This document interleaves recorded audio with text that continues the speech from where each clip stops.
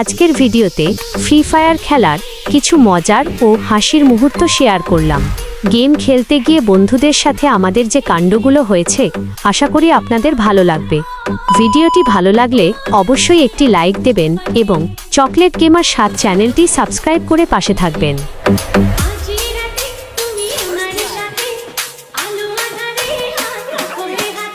Moments later.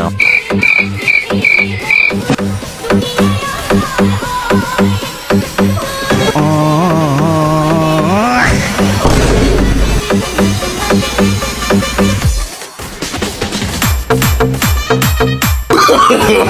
no.